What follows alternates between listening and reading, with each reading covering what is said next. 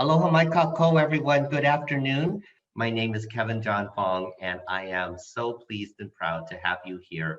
Thank you for joining us at this second to the last of our Health Equity Advocacy Summit series. This one is entitled Standing at the Gates of Hope. Very, very happy that you're here. I want to spend a couple of minutes just talking about the Health Equity Advocacy Cohort for those of you who are not familiar with it. We are located here in Colorado and funded by the Colorado Trust.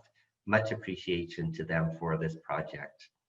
The Health Equity Advocacy Cohort is comprised of 18 different nonprofit organizations here in Colorado, spread out through 6 counties, both urban and rural. As you can see, here's the listing of the 18 organizations. We comprise different focus areas and missions, from policy and advocacy organizations to those that do community organizing, to those that do direct services, be it healthcare or food services or services for young people, etc. And so it's a wide variety of organizations who've been working together for the past 5 or 6 years to realize this vision, which is diverse Colorado leaders united by common values and empowered communities, dismantle structural and racial inequities, and build equitable systems so that all Coloradans can achieve their highest possible level of health. So it was really this notion of making sure that all Coloradans have access to health. And by health, one of the big decisions that the cohort made was they chose to define health in a very wide way. So it's not only primary health or physical health and mental health, but it also included access to affordable and adequate housing, making sure that there was food security, that people had access to healthy and nutritious food, transportation, childcare, veterans care for the disabled. There was a lot that encompassed that, and we made sure that we really looked at health from a holistic point of view. The other big decision that the cohort made very early on was to ensure that racial equity and healing was placed in the center. Every decision we made, every program we enacted, we asked ourselves, is this forwarding the notion of racial equity, justice, and healing? And to be honest, in some of these smaller rural communities where it was largely, in many ways, white, that was a struggle for folks to say, well, I know racism is an issue out there, but not so much in our community. And to make sure that people really realized and understood that it is important for all of us to embrace those concepts and those values and look at our world through the lens of race. We've done a lot of work in the past 5 years, and you'll see that manifest in this session. Finally, we want to say thanks to the sponsors of this particular summit series, the Colorado Trust and the Colorado Health Foundation. We want to assure you that we're not taking any positions on ballot initiatives, candidates, or legislation. If panelists mention that is their own opinion. And we want you to also please respond to our post-summit survey, which will be dropped into the chat box, as well as we'll send that out to you in an email after the end of this summit. And with that, I want to bring up our featured artist, Toluanimi Olufunmilayo Obiwole. Toluanimi is a Nigerian-born, Colorado-raised, multidisciplinary artist, healer, educator, and organizer. She is the founder of the Palm Wine Collective, a Black creative arts collective, and was named Denver's first youth poet laureate in 2015. Talua was awarded the Excellence in Diversity and Inclusion Award by the University of Colorado Boulder, as well as the Black Excellence Award by the university's Black Student Alliance. She served as a board member for the City of Denver's Commission on Cultural Affairs and is the author of 3 poetry books, Omi Ebi Mi, 2015, How to Become a Lightning Storm, 2017, and Honey in 2018. Talua's art is a reflection of her ancestry, the ritual of healing in her present, and the shape of her dreams of the future. Please join me in welcoming Toluanimi Obiwole. Lua, the Zoom room is yours. Thank you all. Thank you for having me. I'm honored to be in this space. Really, really honored to have the task of storytelling and sharing poems about my love for the people who nurture us, the aunties, the doulas, the helpers, who make sure that every voice in the community is being heard. So I'm going to share a few poems with you all. Hopefully I can get through them all without running over my time.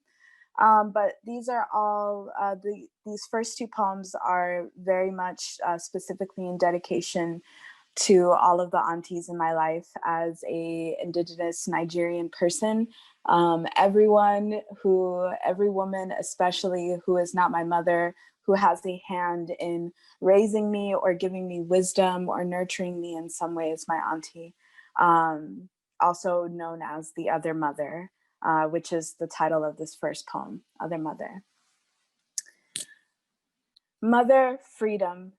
Mother, time travel from Wednesday schedule. Mother, bend and pick leaves on the walk home. Mother, doula. Mother, two-handed void. Mother, destroyer. Mother, something always broken in my house. Mother, water herself first. Mother, show you how to fix it. Mother knows your secrets and holds it gentle. Mother, sit in the back pew at church and watch the deacon real close. Mother, black sheep. Mother, furrow brow and sucker free. Mother, cough drops and loaded 45. Mother, balm of Gilead. Mother, sister, other.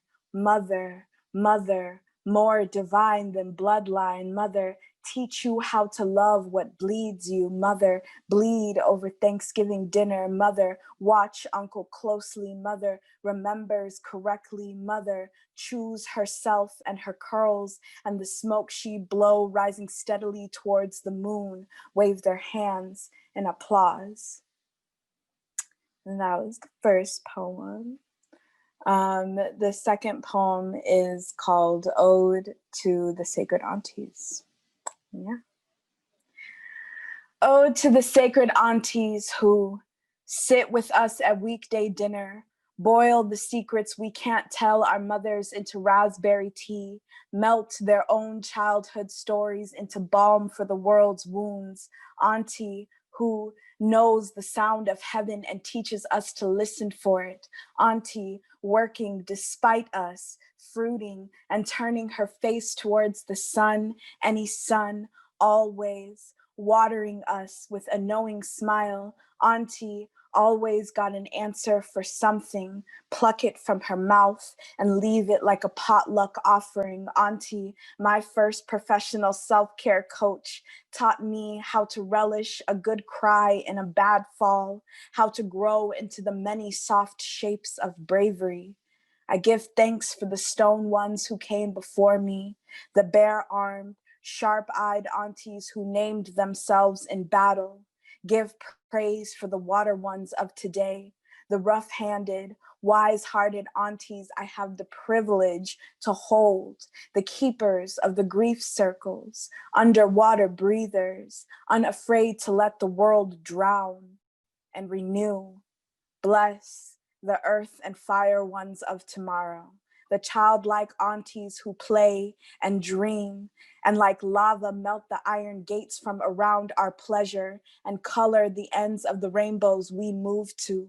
I am a grateful blooming hymn because an auntie taught me how to reclaim the time in careful offerings, in healing circles, and a careful ear at weekday dinners. And that was the second poem. So yeah, I love my aunties. I love them. I love them so much.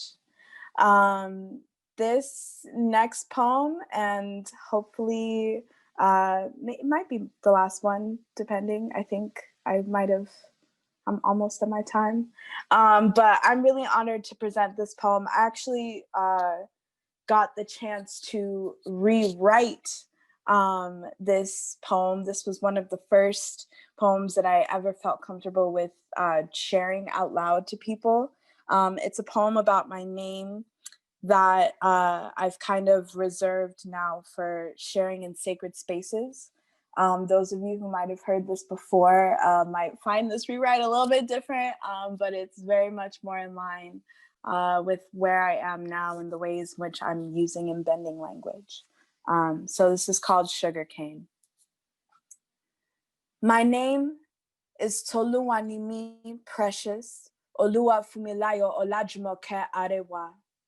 I was named in a series of miracles.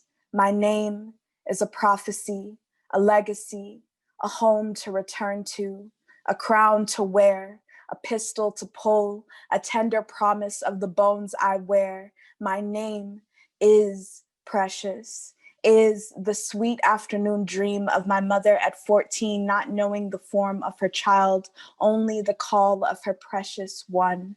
My name is Toluwanimi, is the lightning bolt, means to God I belong, means what is God's is also mine, is the prayer my mother wrestled with in labor to keep me alive. My name is Oluwafumilayo, is the honey in your mouth, means God has given me joy, is the kind of joy that has the strength to endure 2 miscarriages, still come home to breastfeed a baby that you hope will grow up to speak English like the best of them. Even now, my mother will sigh and say, I once knew this language. I don't know where it went. And I long to wrap her in the womb of my arms, tell her, Mama, who needs English when you speak the language of heavenly love? My name is Olajumoke, is the heavy jeweled heirloom, means the family's wealth, the family's medicine, is the promise and pressure of success, means I am the one to break the curse and bend the balm. I am one of those daughters that was prayed for as remedy. My name is Arewa, is history, means the beautiful daughter of the beautiful one. My mother's first name is a runaway slave. She fled the chains of Christiana for the royal history of Adetola. See, she knew she was a queen, so she couldn't bear a name that would mean one thing to her colonizers and nothing to her tribe. Once, I gave this name to a boy with an uncareful tongue. He returned it to me broken, mangled, ugly. I ran home begging my mother to exchange it for something he could love. Call me something English. Call me something America can swallow. I choked on assimilation until my mother, with 2 neat slaps and her African eyes, gave me all the CPR I needed. She said, Toluwa, do not reject gifts from God. Your name may not be refined like sugar that slips through the cracks of your fingers, but it is the sugar cane that men must break their teeth on before being rewarded with the sweetness. My name is the talking drum my ancestors danced to, the song, the prophecy, the legacy, the crown I wear, and the home I return to. Thank you all so much for allowing me to share my love for sacred spaces, for the keepers of sacred spaces. Yes, thank you all so much. And I'll hand it back over to Kevin. Toluwanimi, stay on camera because I need to talk to you for a moment, just a moment. And you all are doing what I'm asking you, what I would love to have you do. Just drop love and appreciation for this incredibly powerful and gifted woman in our midst. Thank you so much. So, you know, it's part of the summit series that the planners really wanted to lift up artists, young artists of color, and we've lifted up mostly people who have identified as women or gender neutral. And I wanted someone, I knew I needed to find someone who understood what lineage, especially lineage along our matrilineal and anti-line, was all about. And your name came up, and you read that. I saw that poem that you last did on your names in the TED Talk, and about 45 seconds in, I said, "This is the one." And I'm so honored and pleased and grateful that you said yes to not to me, but you said yes to the aunties in our panel. And there is auntiness in you. I know you're probably a bit young chronologically, to be an auntie, but you got auntie spirit all over you. And so thank you, thank you, thank you to all of us. Where would we be in these times without the arts? I mean, in this time of social isolation and distancing, we're turning to mainstream like the Netflix and the Hulu and all of that, which is all well and good. And yet our local artists don't have the venues anymore. And so to give you a place where you can be loved and appreciated and held up in esteem for all the gifts that you bring, know that we appreciate you very, very much. Can you please drop in the chat box, because I know people are going to come after me, like my friend Juanita Brown out there, say, how can I stay in touch with his sister? So you got a website, or I know you're on Instagram, you've got some books out there. How can we get a hold of your books? And what's up for you next? Can you just share for a moment, what are you working on now? Because it's just so mind-blowing. Yes, absolutely. So right now, a few of the main things that I'm working on, a couple creative healing justice projects with the collective that I started called the Palm Wine Collective, that basically does creative healing work with members of the Afro diasporas, and especially focusing on people, connecting people on the continent with all the various other diasporans around the world. And so we've been doing that through an African poetry series that's mainly been hosted on Instagram. Every Saturday, we on the Palm Wine Collective page, or our partner Paza Sauti Kenya, on their page, will have a different African woman or non-binary identified poet come on and share their work. We give them love, we give them money. We get to continue the cycle of paying and legitimizing artists on the continent and throughout the world. And we're right now putting together an anthology of poems, starting with poets from Kenya. And I'm designing that anthology right now, and I'll let y'all know when it'll be available. But you can follow my Instagram, which I will drop in the chat for more information. I'll drop both my personal and then the Palm Wine Collective page. Yes, as for books, I have put a pause on printing books at the moment because I'm working on a longer manuscript. But if you want to support me as I am writing this manuscript, I'm going to drop my Cash App as well if you want to help out an artist. And yeah, I appreciate you all. Thank you. Much appreciation to you. And as I understand it, you are currently in Atlanta, Georgia. Yes, I am. I'm like living in two worlds right now, because I'm still so much very connected to Colorado and to my Denver and Colorado family. And I'm now like also putting down roots in Georgia. And I'm really excited for the work that I'm doing here as well. Well, we need, if any place in the world needs strong women, strong artists who can proclaim a voice for justice and healing, certainly is Georgia. So appreciate you being there. Thank you very much. I think Puanani is going to stick around with us and be in breakout. So if you all want to just, fanboy, fangirl all over her in a breakout, she will be there and she'll drop in. And so a little enticing motivation for you to stick around. Thank you very much, Tulua. Aloha to you. Much love to you. Much love. All right. I'm going to ask the three panelists, my dear sisters and pillars, to come on. Just come on, make yourself seen and heard, and we'll start our conversation. How's that sound? Antipua, Susan, there you go. Let's see if we got Antipua. Are you there? Lagunai? Susan, it's you and me. Liz is here. Yeah, I think so. Let's see if we can get them on. All right, everyone's showing for you. Yep, let's bring Antipua and Lagunai on if we can. They're all showing, Kevin. Okay. Yeah. I don't know why I can't see them. Enkai. There you are. Hello, my friends.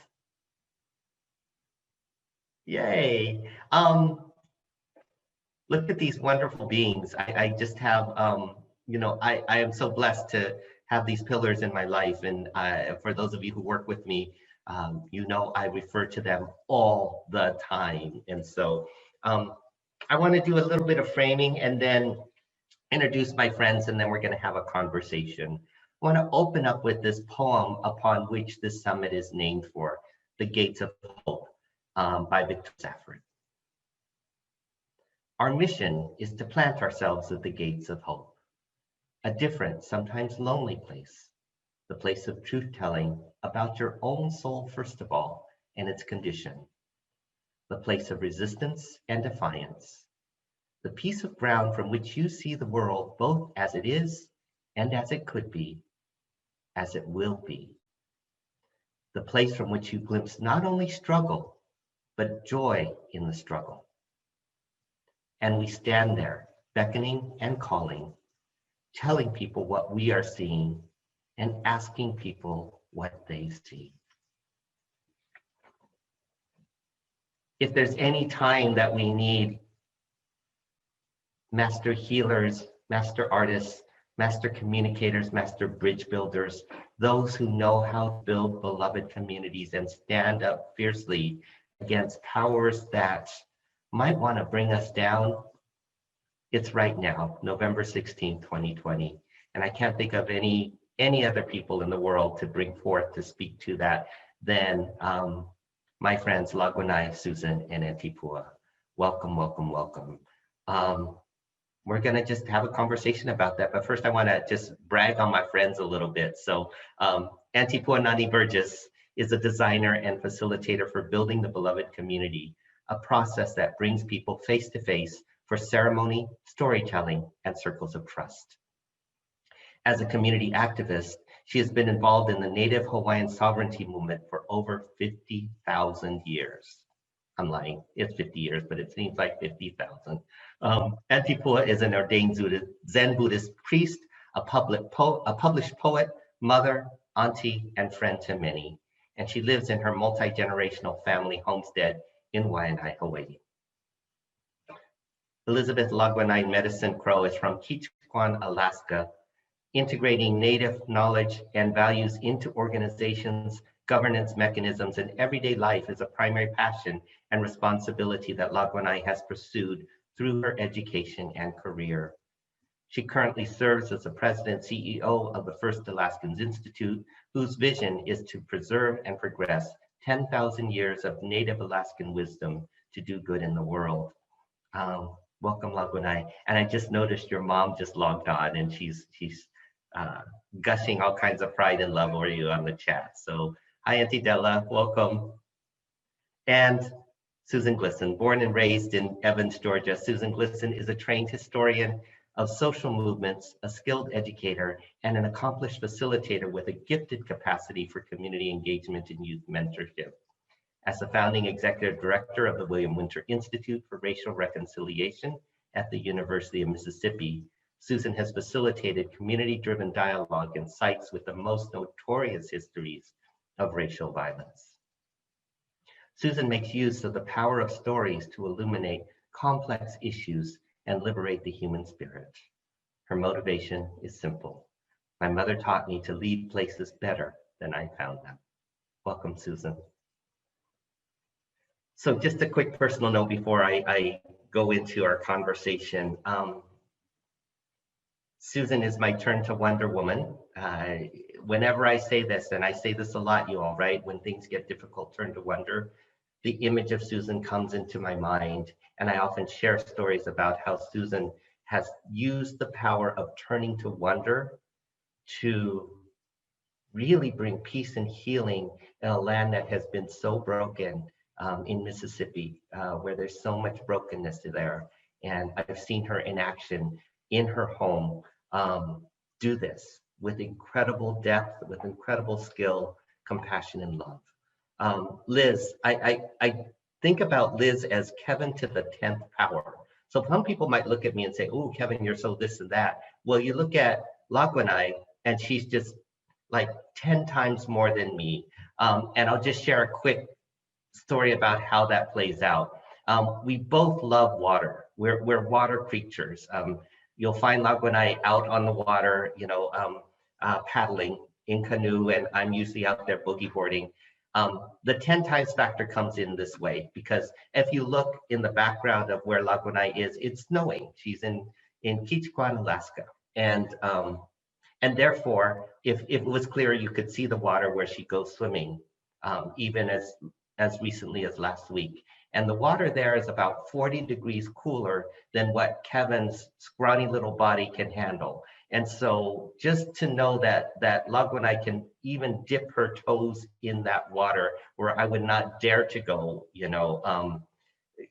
it accords me all the wonder and appreciation and gratitude for the power that you bring of not only yourself, but the lineage of your ancestors.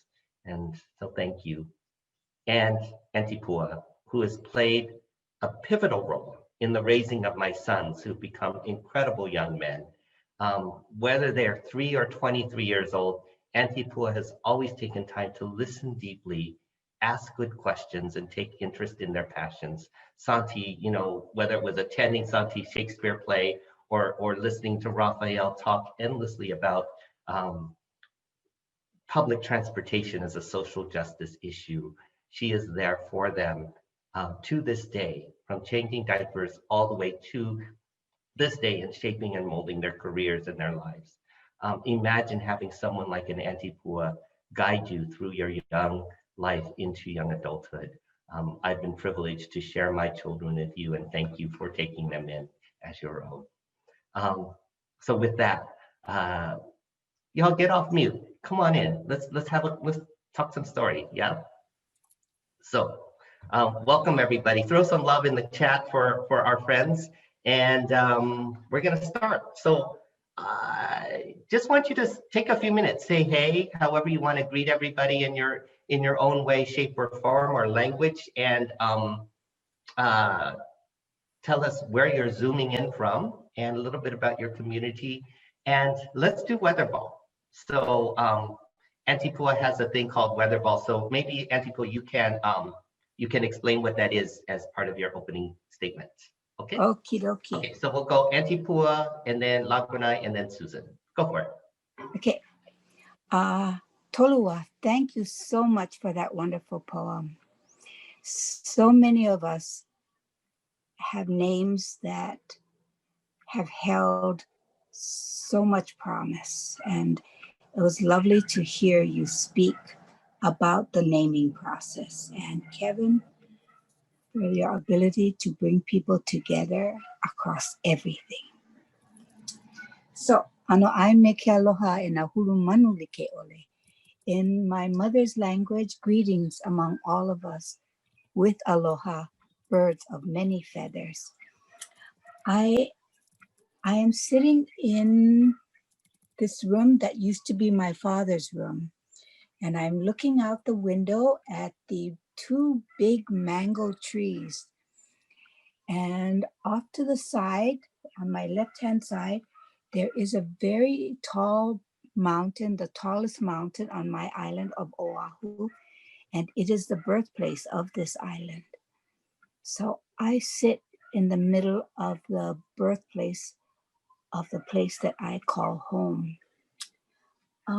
Weather ball is not just a way of checking in. Weather ball is a ceremony, and because of its simplicity, it allows everyone, old and young, people who speak the native language or not, to be able to participate in the circle. And rather than asking people, so how you feeling? Because whenever we ask that question, typically we'll say, fine. But when you ask people to use a metaphor, it takes them to someplace else, and they're trying to translate how they're feeling in terms of the weather. Children can do this. Children know what weather is, and when you use a weather ball with them, they will tell you how they are feeling, and they will have voice.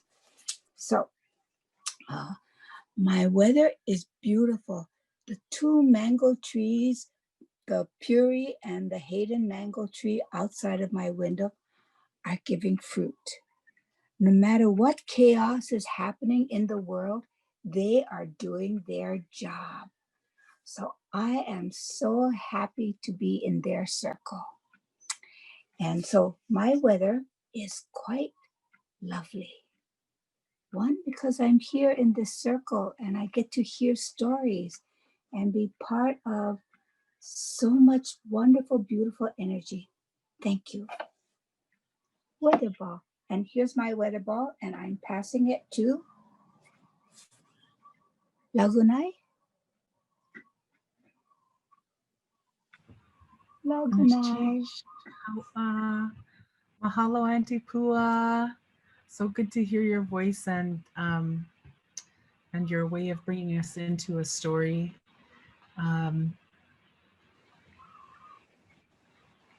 I am here at home in Tijuana. Yak e yagigi, which is good afternoon in my Tlingit language. Sanaitla, which is hello, how are you today? Good, kind of like good day in my Hudkil language. And my weather is gentle today. And I think it's because of the beautiful poetry by Tolo Wanimi. It was just kind of a balm, which is what she said so repeatedly in her poetry. And I think that just really was calming and warm. So I just want to say to her for such beautiful story in her poetry. And something that she said I just loved because I resonated with it so hard, and that is Auntie always watering us. And I think I was blessed with the world's best aunties. So that's my water. Sheesh. And my little weather ball here is a pair of earrings from a sister of mine. Agafak. Susan? I'll take the weather ball. This is mine, named for Auntie Pua. Pua Pua, little piglet. Kevin, just a grateful, deep well of gratitude for bringing all of us together. Toloa, you transported me to another place of beauty and hope and resilience and strength. So thank you so much. And anytime anybody gives me an opportunity to sit in a space with Auntie Pua and Lagunai, I mean, get out my way because I'm going to be there. So howdy, that's how we say it down here in Mississippi, which is where I am. Howdy. I sit on land that was taken from Chickasaw people. And I sit in a house that's about 2 miles from the University of Mississippi, which in 1962 was the site of a riot because there were white folks, people who look like me, who didn't want a Black person to come to school there. And 2 people died. And so I sit on haunted land, but I also sit on land that produced Medgar Evers and Murray Evers and Unita Blackwell and amazing people, Fannie Lou Hamer, people who would not back down. So I sit on hallowed ground as well. My weather today for the first time in about 2 weeks is beautiful and clear, crisp. The last 2 weeks were quite stormy and cloudy. I was not sure if our country was going to continue to exist. Still an open question, but I'm feeling a little more hopeful today than I was last week. Partly because I know that people like all of you gather in spaces like this and commit to healing and commit to equity. So y'all give me hope, and it's my pleasure to be here. Mahalo, Susan. Thank you. Thank you, Susan. Thank you, Lagunai. Thank you, Auntie Pua. Susan, I want to stick with you. one of the big questions that came up from our planning council was, the challenges that we're facing in these days, and since almost the beginning of time, certainly since the beginning of this country, has been around this notion of extreme patriarchy and white supremacy. And each of you have stood up in your own ways and in your own communities against this notion of extreme patriarchy and white supremacy. And I'd love to have you share a story. There's so many stories that you have, and I don't know where you landed, if it's going to be Ole Miss or with the flag or in Philadelphia. And so can you just take 5 minutes or so and tell us a story about how you stood up to the system, and we're gonna then, I'll hear stories from Mantipu and Lagunai, and we'll talk about what those ingredients were for those of us who are standing up against the system of, masculinity and white supremacy in these times. So Susan, the Zoom room was yours. Thank you, Kevin. I think I want to talk about Ole Miss a little bit today, and I air quotes for that name because it's a name that comes from slavery, from the name that enslaved persons were told to call the mistress of the plantation. The fact that the University of Mississippi likes to cling to that name is part of the challenge of being in this space, of being at that place. So when I came here, I wanted to try to make a better world.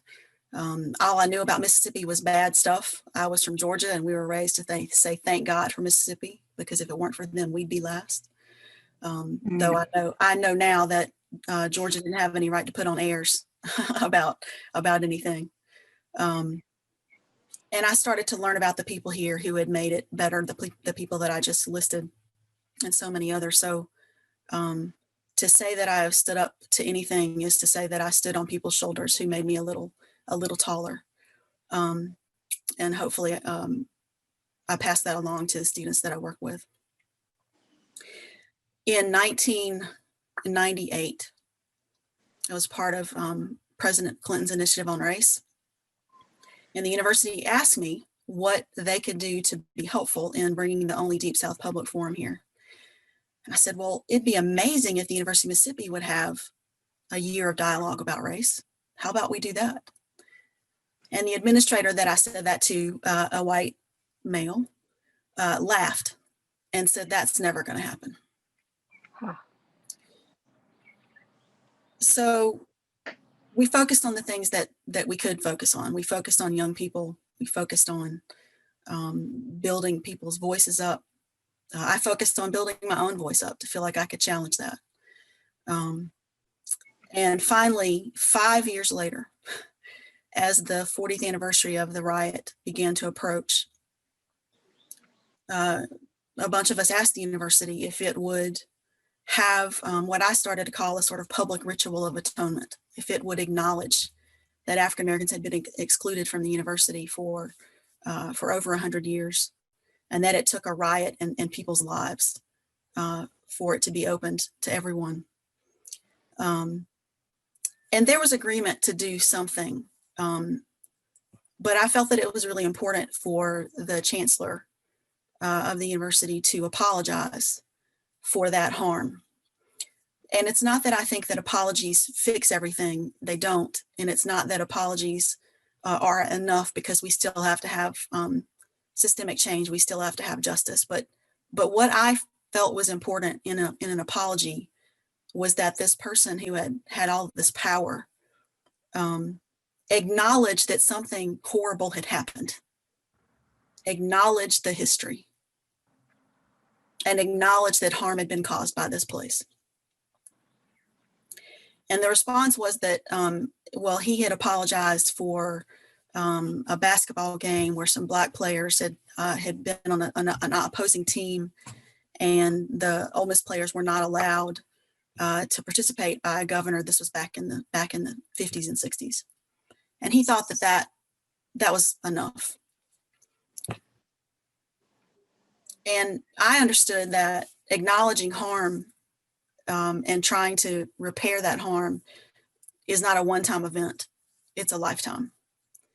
And so they allowed me to participate in a meeting in the Lyceum, which is the main administrative building. It's in fact where the National Guard troops and the U.S. Marshals were barricaded the night of the riot. And the head of PR was leading that meeting, and the person who was the head of the history department was there, and a couple of other folks. And the PR person said, you know, the topic of conversation today is whether or not the chancellor should do an apology. And the first person who spoke was the chair of the history department. And he said, you know, sometimes I think we talk about history too much. And I said, what department do you chair? That was the general tone of the meeting. And I looked around the room, and every face at the table was white. And most of them were male. And I knew that I had privilege to be in that room because of my skin color. And so I said, I think that we don't have the right voices at the table to make this decision. Because this decision is not up to us, because we inherited the privilege of the harm that was caused. So I think we need to just stop having this conversation and have another meeting and invite more people to the table. And I don't know why they agreed to do that, but they did. Thank the Lord. And so that next meeting, the amazing Don Cole was there, who had come to school in 1968 and had become part of, become radicalized just because he tried to declare his major as math, and the math professor, the math department chair, wouldn't even come out to talk to him. And now he was there as an advisor to the Chancellor on Multicultural Affairs. And Ethel Young Minor, Ethel Skurlock now, we lost Julius. There were other people in the room who did not look like me, who did not have experiences like me, who had borne the brunt of the harm the university had caused. And so the PR guy, he asked the question, should we have an apology? And I knew that white people didn't need to answer that question first. And so there was quiet. And then Don Cole spoke up. And I had no idea what he was going to say. I didn't talk to him about this ahead of time. He said, well, I think if there's not an apology by the chancellor, then there's no need to have the ceremony that we're going to have. And that was it. Everybody in the room said, yes, of course. It was obvious to us, except that it wasn't just the week before in the previous meeting. And yet still, the chancellor resisted. And he reached out to some person in New York who had been an Ole Miss person, and that person was the head of a major marketing firm, one of the top 5 in the country. And he passed along the speech that he was planning to make and asked for remarks. And that person had his staff create a mock-up of a newspaper. And the headline read, "Chancellor falls short of apology." So the chancellor finally decided that he would offer an apology. So it took us asking, it took us demanding, it took those of us who were white creating a space for the people who had been most harmed to be able to be in the space to tell their truth. And then it still took a little bit of patriarchy to push this man to do the right thing. Wow. Thank you, Susan. It's interesting, this notion of it took a little bit of patriarchy. You know, it really hinges sometimes on the messenger, and the chancellor was able to hear that from this person, and so focusing on the messenger. You were at the Winter Institute, based in the University of Mississippi, for some 17 years as their executive director. What is one thing that you're especially proud of during your tenure there? Hands down, the young people that we got to work with, hands down, of everything else that we ever did. Being able to create a welcoming sanctuary on a campus that was very much white supremacist, to create a space where students felt like they could come and be themselves, to be authentically who they were. and then to be able to pass along the things that we had been taught so that they could make a difference in their state. Yeah, hands down, the young people. Thank you. My follow-up, and I'm going to go to Lagwanai, but I'm going to just plant the seed right now, is coming back to each of the three of you and asking you, what was the price you had to pay in order to do that? Okay, thanks. Thank you, Susan. Thanks, Kevin. Lagwanai. Oh, there's probably a time that in your work, in your life, that you've had to stand up against the patriarchy and white supremacy in your native land. Share a story. Since birth. And 10,000 years before, right? That's the simple fact that I'm alive is a miracle. And what our ancestors and our elders and our families have had to do so that we could be here, There's some currently, like First Alaskans is organizing some legal action, right? To have access to basically to the lands and waters so you can sustain your practices. Yes. Talk about that. Well, yeah, it's not just us, it's our people, for thousands of years. And then, even to this day, we are who we are because we live our ways of life. Without being able to do that, our hunting, fishing, harvesting, gathering, sharing, and ceremony, we would cease to exist as Native people. And it's one of those things that since colonization has been an area where law enforcement has essentially kept their foot on our neck for the last couple hundred years. And it's essentially a constant, it's a constant fight because they're constantly taking the land back. Our land, they're taking it from us in multiple different ways. And one of those ways is by extricating our sovereignty over our ways of life, by creating all kinds of legal hurdles, barriers and challenges for us to just simply live our way of life. And so our people have been amazing advocates for the last couple hundred years. And by just the sheer fact of growing and raising our people connected to who they are, that's never going to be diminished, because that is what makes us who we are, and having that connection to our lands is so critical. I would say that when I think about how people usually talk about Native people in the deficit, or in the fact that we are invisible, right? Something else, right? Something else. Yeah, or something else. What that says to me, though, is not that our people are living this deficit way of life or deficit identity. It's that we have survived everything that has been thrown at us. And that is a testament to the strength of our people. From our villages being bombed by the United States, to our children being stolen, to our spirituality and our languages being stripped from our tongues and from our hearts. Guess what? We're still here. All those statistics that most people will use to define us and to talk about us in these pejorative ways, as if somehow we're living this stigmatized life, it's all false, just like that fallacy of white supremacy. The truth is that everything that has been done to us has failed to eradicate us from the face of the earth, which was and is still largely the goal of these policies.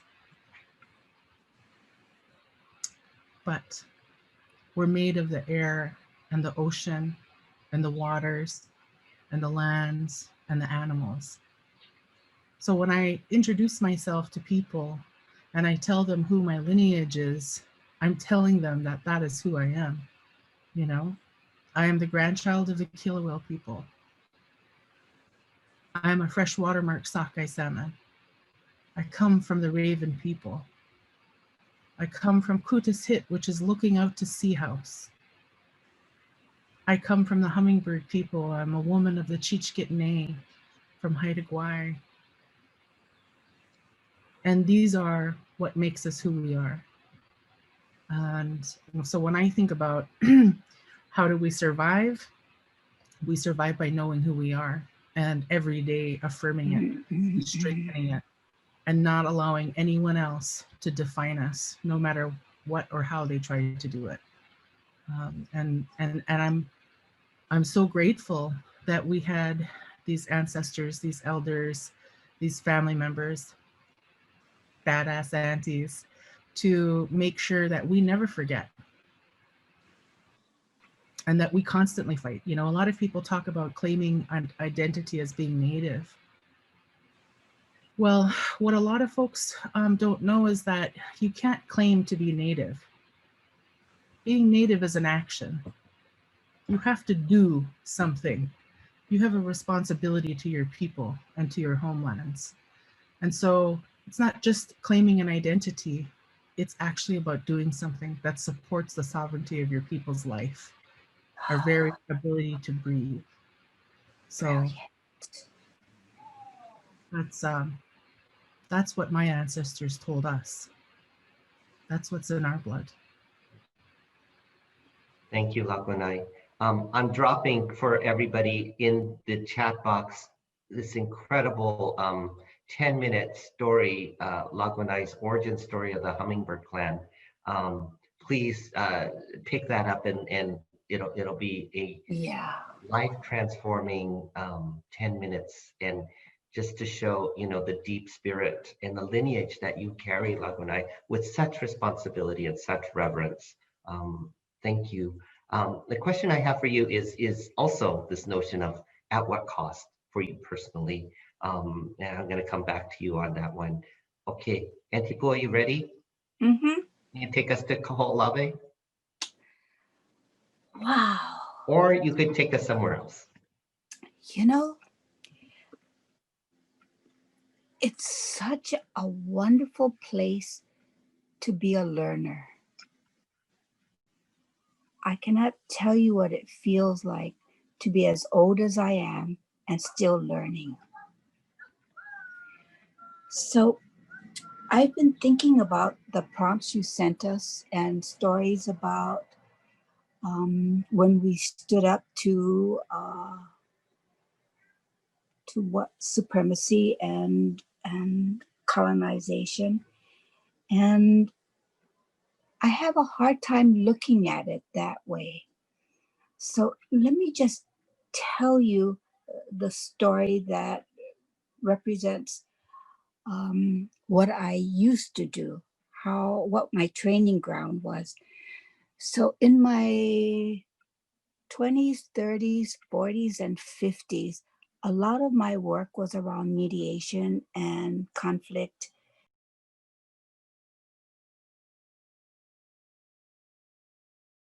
For handling that. When I was in 1981, the US Navy was bombing at the island of Kaho'olawe. And that started after the end of World War II.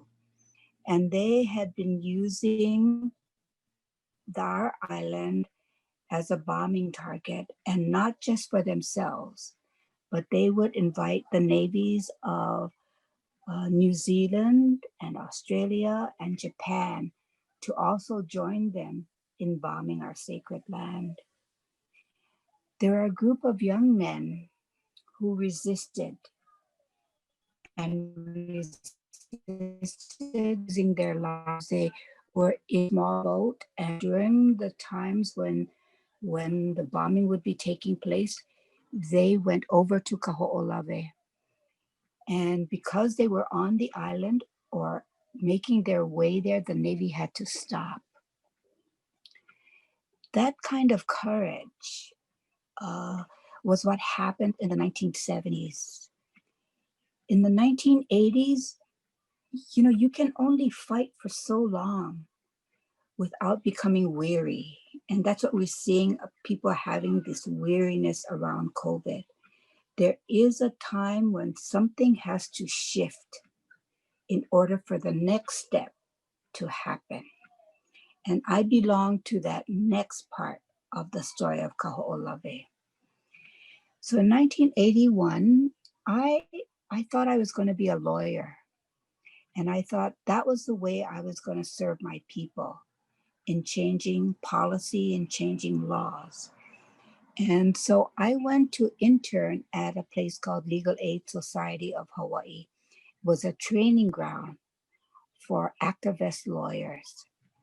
And I was assigned to a woman named Cynthia Thielen, who was the attorney for the Protect Kaho'olawe Ohana. She was the attorney for those people who resisted the bombing on Kaho'olawe with their lives. My job was to do research and write position papers. Eventually, I became part of a team of people who negotiated with the Navy.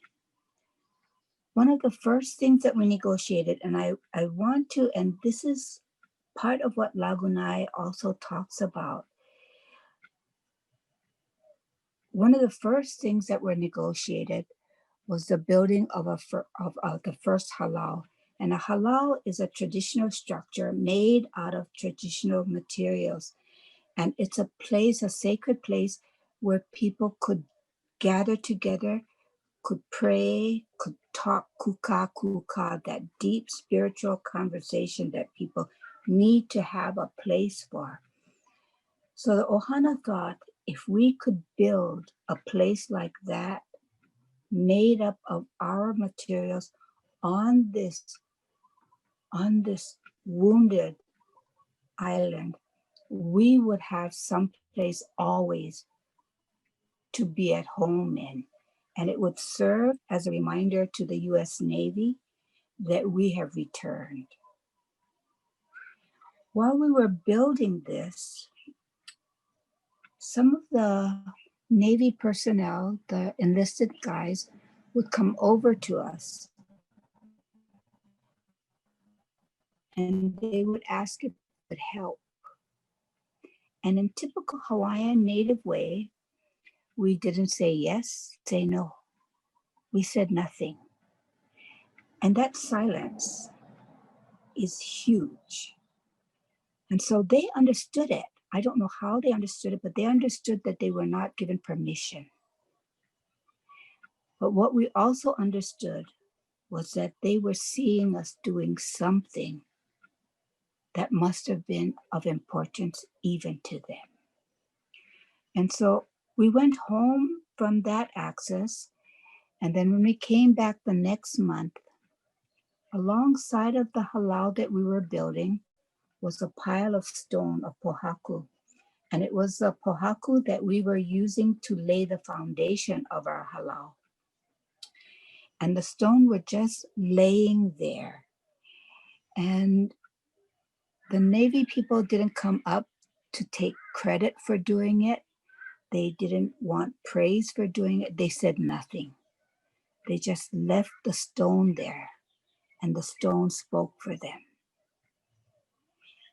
And so, without words, we asked them to come and hapai to carry stone and help us lay the stone.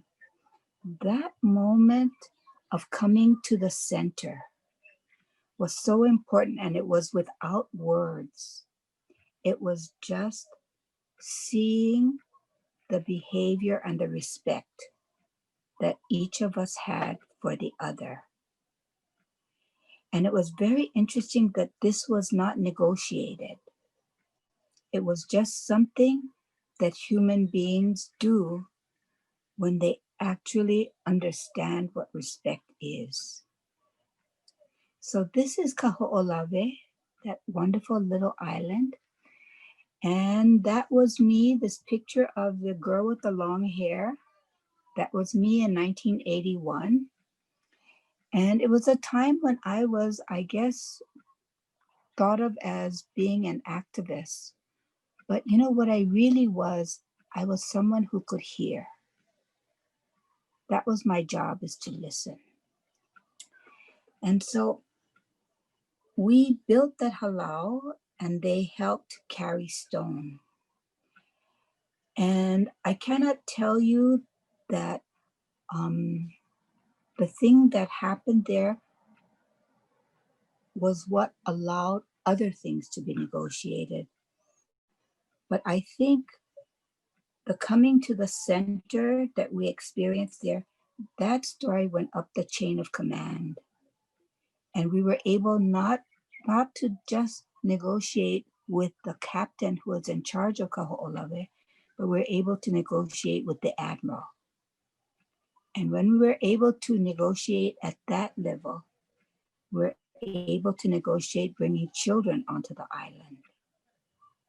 And we're able to negotiate going up to the heiau, the sacred place where our ancestors would navigate their way back to Kahiki, to our homeland. And it was from this space we were able to sleep on the top of the mountain here, where our ancestors would come to navigate and plot their pathway back to our homeland. And so our capacity to do more to protect the island came without words. It's something that your friend Joe Weston taught me, that I have to say the two words coming together, fierce civility. That concept of being totally committed to your way of seeing the importance of what you do. The Navy didn't change their idea of Kaho'olawe as a bombing target. And we Hawaiians did not change our way of thinking about this as sacred land. But what happened was coming to the center and being able to do something collectively that was just based on goodwill and heart. And that allowed, I think, the movement of Kaho'olawe to move to deeper places without resorting to going to court. And so it wasn't a process of winning or losing. It was a process of experiencing deep respect. And through that process, those Navy people respected our Aina, respected who we were, and showed us that respect. So I thank you for being able to share that story of fierce civility.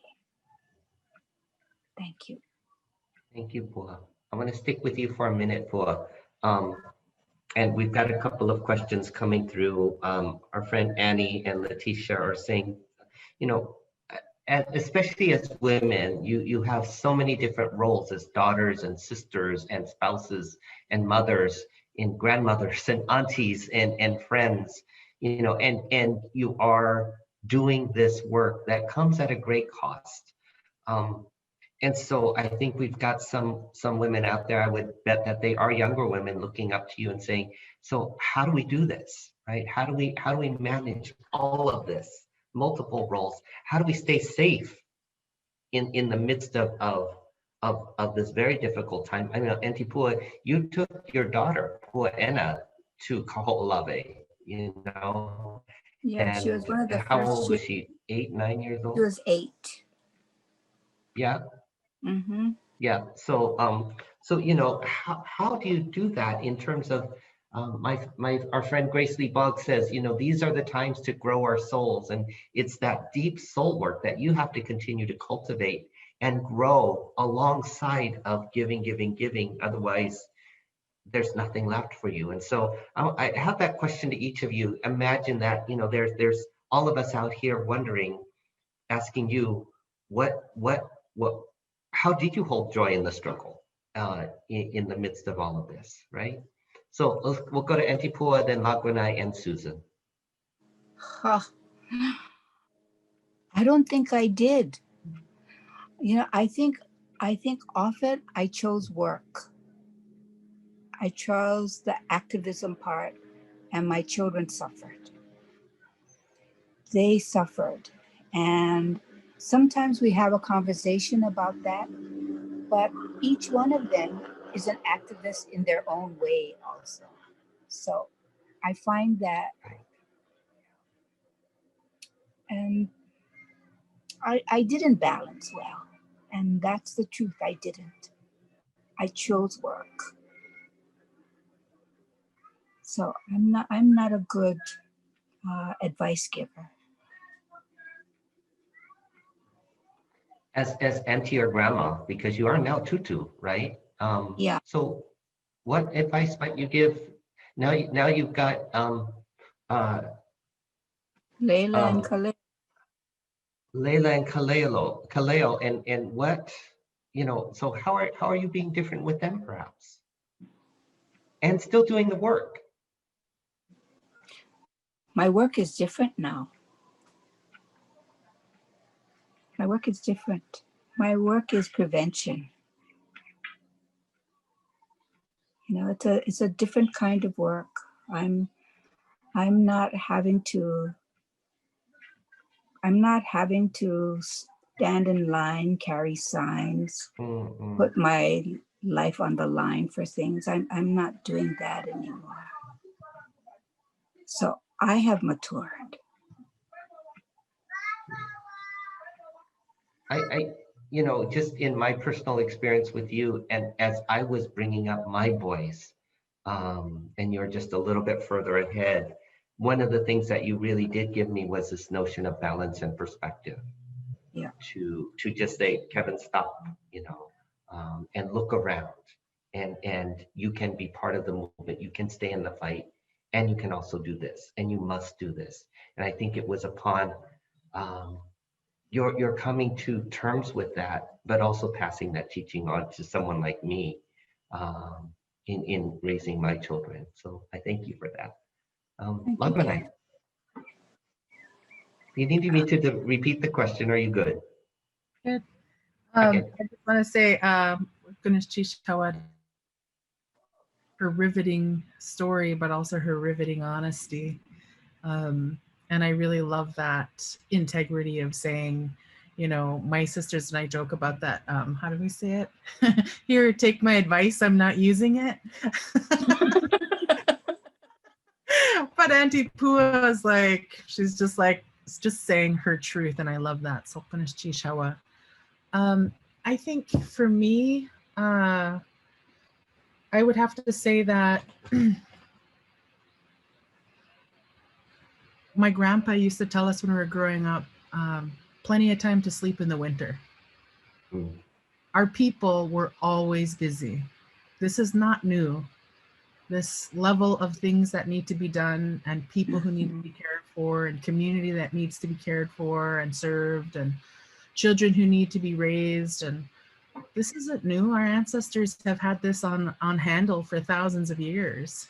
And if we remember that we're not alone in this, that we don't have to carry it all on our own shoulders, that we are part of a woven net, we're part of a weaving through time, and we're doing it all together. We're not alone. And when I think about that, I also think of another one of our teachings from my grandfather. He used to tell us, don't be an island, go out and be amongst the people. Even if it's not about you, even if you're not going to be the one talking or speaking, or you're not the host of the party or the potluck or whatever, just go out and be amongst the people. Bear witness to the things that are happening amongst your people. Just show your face.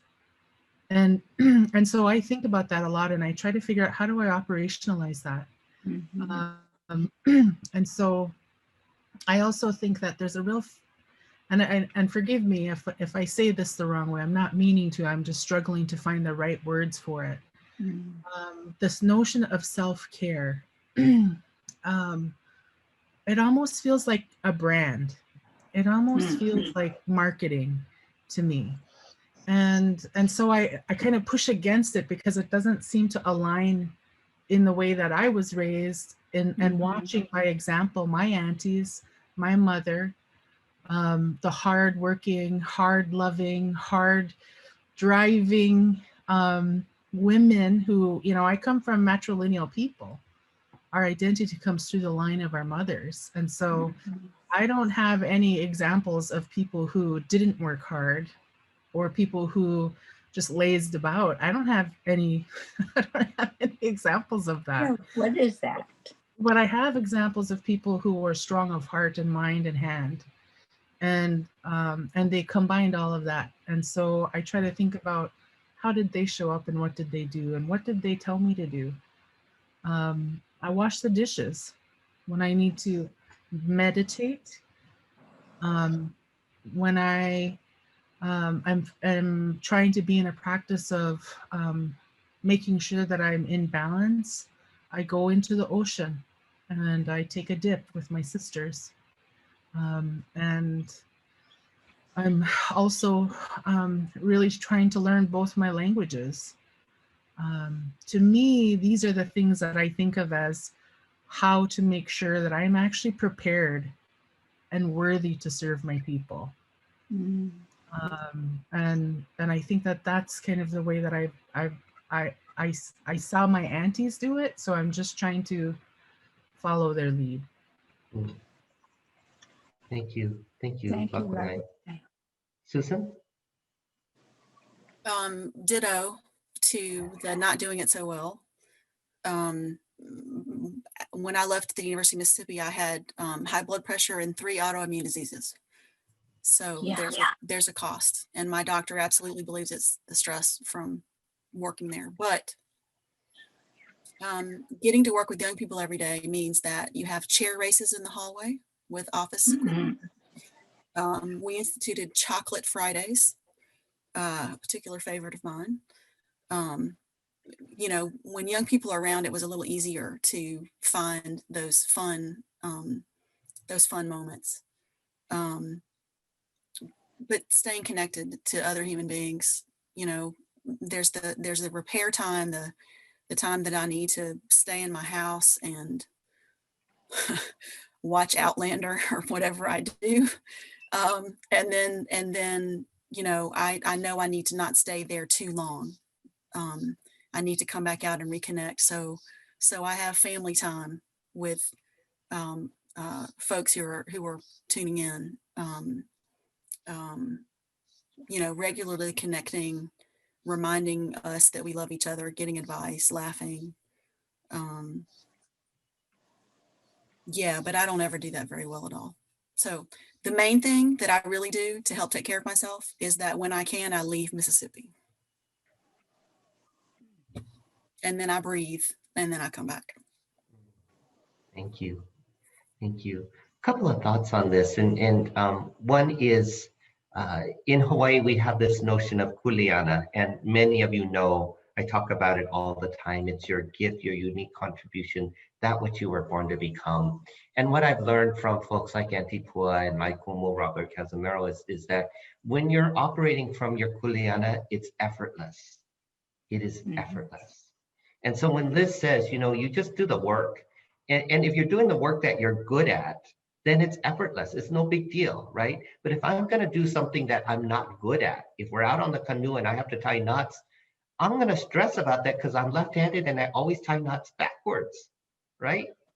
And so for me to think about what is my kuleana and how do I work with that, it's effortless. And that's what I've learned from the three of you is when you show up, as Joe Weston says, in your power, in your kuleana, and you deliver something, it's effortless. And so we have, Susan and I have a mentor, Miss Jackie Martin at Tipo. You know, when Miss Jackie shows up and she just says something, and she doesn't even know she's saying it, but it blows our mind and it changes our lives. It's effortless, but it has this huge impact. And I know the three of you well enough that you are able to very quietly and sometimes really loudly, like a 2x4 on the side of my head, because that's what I need, you know, to say that or to show me that. And And then I wake up and I say, okay, this is how I need to parent, or this is how I need to show up and be a good son, or this is how I need to show up and be a good activist. And that it's possible to do all 3 or all 12 at once, because that's the complexity and wonderfulness of who we are as human beings. So we got a few more minutes. And so this question has come up, and this is how I wanted to close out anyway, is, you know, we did a Young Leader Summit about a month ago, and they lovingly dubbed this particular summit the Auntie Summit. So whether you claim it or not, this is the Auntie Summit. And so I start with Susan. I want you to talk about, just name a name, bring forth a person or spirit who is or was an auntie to you, who really shaped and molded and guided you. And I want you to also name a person with whom you are being an auntie to right now.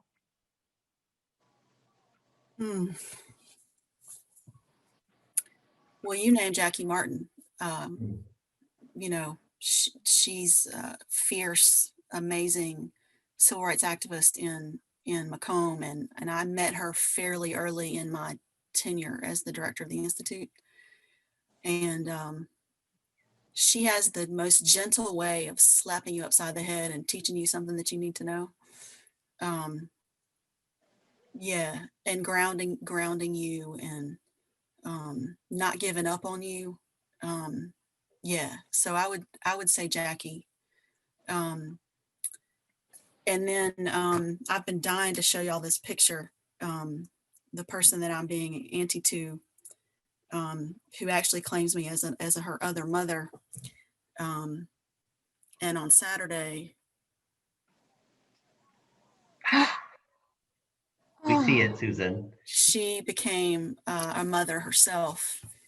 And I was working on Saturday, and if she was supposed to be due a few more days hence, but about 4:20, she was on my mind. I texted her, "How you doing?" About 2 hours later, she texted me back and she said, "He's here. He came at 4:30. And so while I was thinking of her and texting her, she was having him. And so now I'm Grandma Sue, and I'm grateful.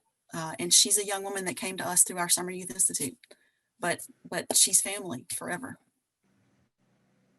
Thank you.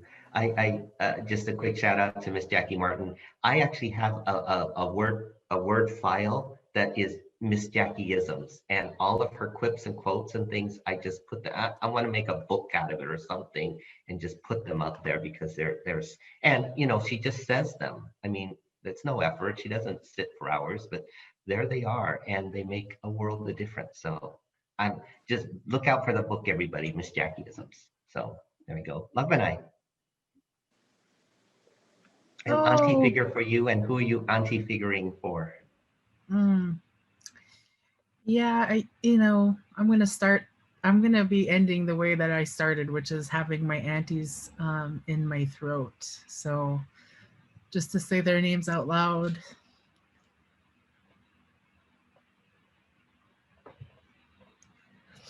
My Auntie Cheryl and my Auntie Jada, gone too soon. They were the most incredible women. My Auntie Cheryl was our general, and she whipped us all into shape. And my Auntie Jada loved everybody. She never met a stranger, and she cared for everybody so much, and she covered us with her prayers morning, noon, and night. And I'm so grateful that they both left us daughters and sons, and through them, my brothers and sisters, so many nieces and nephews, so many. And so, that's in my bloodline and my lineage, but also, we also have a role as Native women to be the auntie to anyone younger than you. And I think that that's something that we try to really be conscious of in the work that we do. And it is a sign of an honor and respect, right, with any woman who's older than you, to be an auntie. And I just wanted to say something really quickly too, because I know a lot of people, we are stressed and there's so much going on, and sometimes it can feel like you just can't get everything done, and sometimes tensions can be high. But my sister, Valerie Davidson, she said something a while ago that I wanted to share with all of you, as a hashtag anti moment. She said, "Don't save the worst of yourself for the people who deserve the best." Mm. So show up for the people who love you and be good and loving to them, and remember that they deserve that best parts of you too. And to show up. Thank you, Lagunay. Auntie Thank you, Pua? Lagunay. Well, in aunties, it would be Auntie Pilahi Paki, who taught me the power of language and words, and the beauty and layeredness of words. And I actually have to talk about two uncles who taught me the importance of traditional fishing and the way that our people fished as being an important way to take care of them. So Uncle Walter Keli'ioke Kai Paulo and Uncle Erika Anana, two of my dear uncles who taught me deeply how to be in relationship to the Opelu and to the ocean.